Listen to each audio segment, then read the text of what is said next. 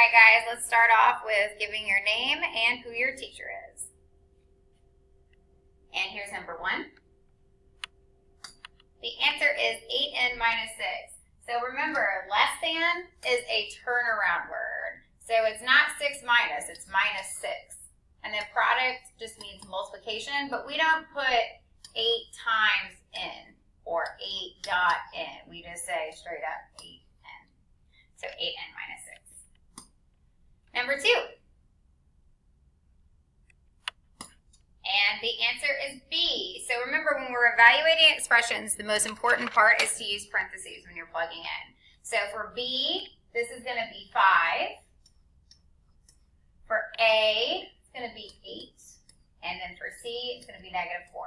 I'm going to go ahead and rewrite that because it doesn't look great right now. 4 times 5 plus 12 over 3 times 8 plus 2 times negative 4. All right.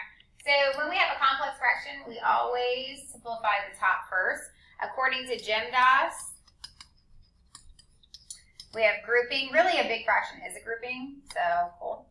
Exponents, nope. Multiply, divide, left to right first. So we're going to do 4 times 5, which is 20. And then while we're at it, 20 plus 12 is 32. So our numerator is 32. Actually, let's write it over here. 32. Oops. All right. Our denominator, we do multiplication and division first. So this is 3 times 8 is 24. And then 2 times negative 4 is a negative 8. Bring down that plus sign. 24 plus a negative 8 is the same thing as 24 minus 8, and that's 16. So now I've got 32 divided by 16, and sure enough, that is 2. Number 3. And the answer. So the 3 sides of a triangle, they have those lengths. What is the perimeter? So I gave you the hint, which I won't do in the future, but I did give you the hint now, that for the perimeter you add up all the sides, right, of anything, any figure. So all we're going to do is take 2x minus 1. Actually, we don't need parentheses, so let's get rid of those parentheses so we're not confused. So 2x minus 1 plus, right, because I'm adding the next side of x plus 5, plus the next side, which is 3x minus 7. Now we're just going to combine like terms. So let's start with our x's first. We have 2x plus x, which is a 1, and then plus 3x. So 2 plus 1 is 3, 3 plus 3 is 6. So we have 6 x's.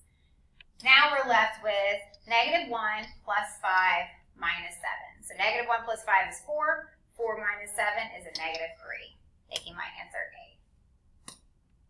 Number 4.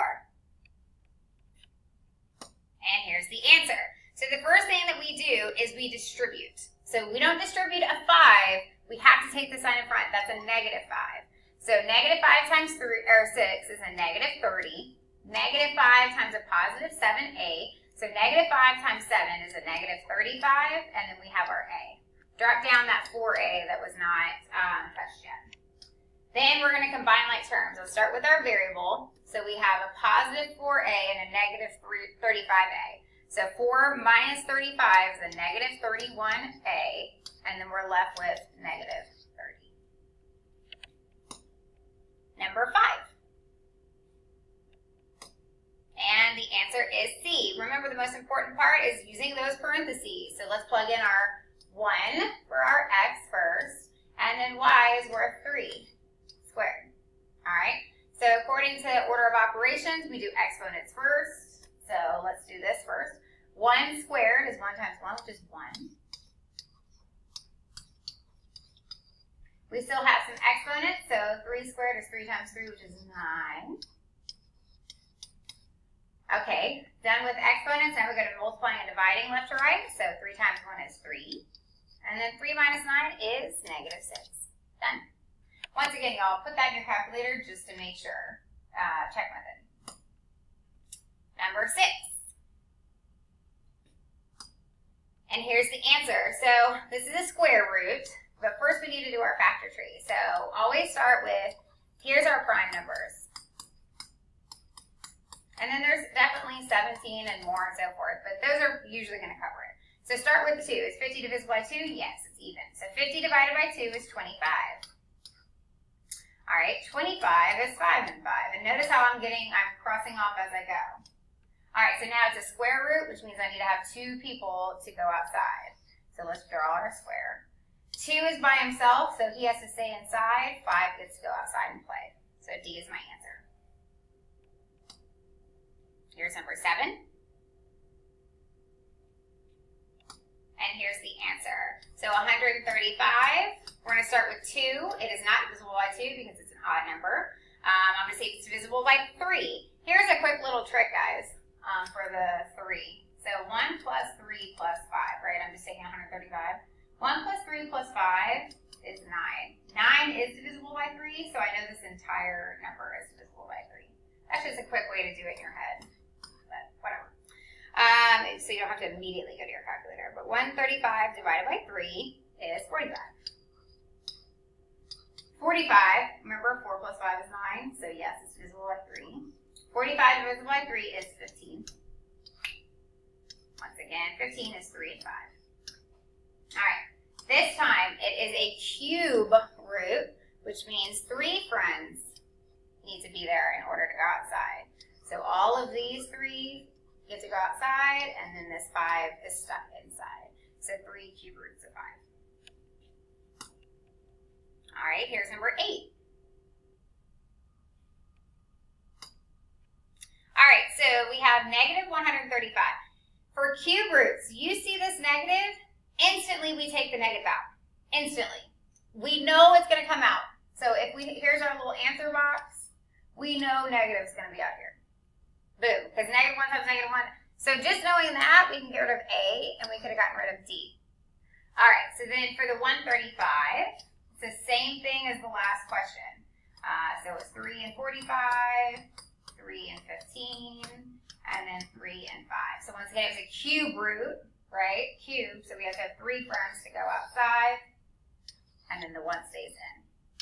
Okay, so that's why B. Now, just be careful, because if we're a cube root, if the negative's in there, go ahead and take it on out. All right.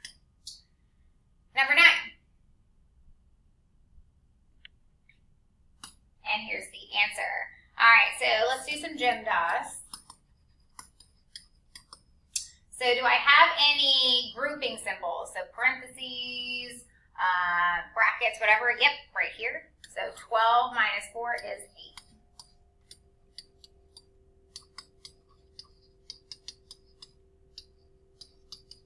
All right, so those are done. Because we have parentheses, but now there's nothing to simplify within them. Do we have any exponents? No.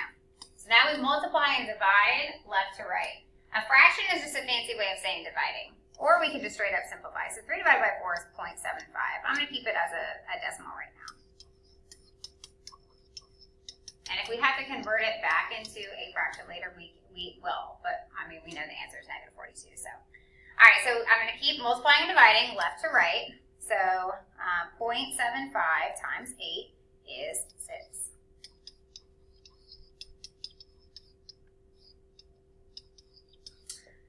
Going to keep multiplying and dividing left to right. So the next one I see is this. A positive 32 divided by 4 is a positive 8.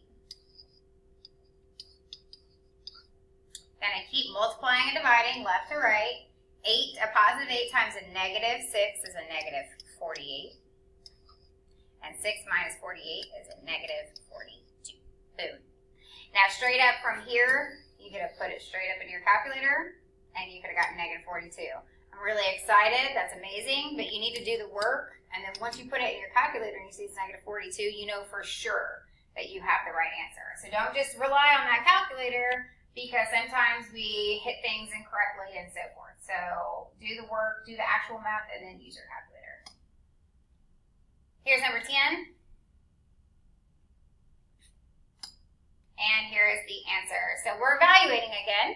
So we're just going to plug in. So I see the cube root of 8 plus, and you can put parentheses because I know I keep saying parentheses, plus negative 28 times 1/2. All right. So remember we talked about GEMDAS and we said any kind of grouping symbol. Well, square root or a cube root is a grouping symbol. So I could sit over here and I could say 8 is 2 and 4, 2 and 2. All of my friends get to go outside. That's great, and that's cool. You do you. Or you just put it in your calculator. If you don't know how to do that, come find me or your teacher. But essentially, the cube root of 8 is just 2. Drop everything else down. So now I'm going to do exponents, multiply and divide left to right. Once again, this is just a fancy way of saying division. So 1/2 is 0.5.